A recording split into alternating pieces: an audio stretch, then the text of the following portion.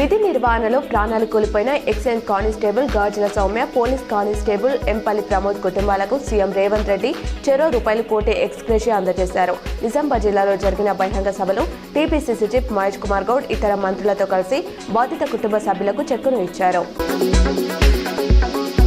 మాజీ మంత్రి హరీష్ రావు కేసీఆర్ తన ఫోన్లను విన్నారని నిజామాబాద్ ఎంపీ ధర్మపురి అరవింద్ సంచలన ఆరోపణలు చేశారు.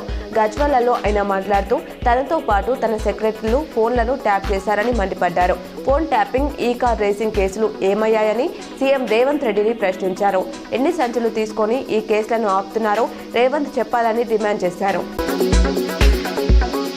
ముస్లింలకు ఏది కావాలన్నా కాంగ్రెస్ నెరవేరుస్తుందని సీఎం రేవంత్ నిజామాబాద్ సభలో హామీ ఇచ్చారు. ముస్లింలను రాష్ట్రపతిని, 7 ముస్లింలను సీఎంలను చేసిందని గుర్తు చేశారు. అజరుద్దీన్ ఎమ్మెల్యే, ఎమ్మెల్సీ కాకపోయినా నేరుగా మంత్రిని చేశామని చెప్పారు. ముఖ్యమంత్రి రేవంత్ రెడ్డి నిజామాబాద్ జిల్లాలో పర్యటనలో భాగంగా దివంగత డి. శ్రీనివాస్ స్మృతి వనాన్ని సందర్శించారు. పుష్పగుచ్చాలు పెట్టి నివాళులర్పించారు.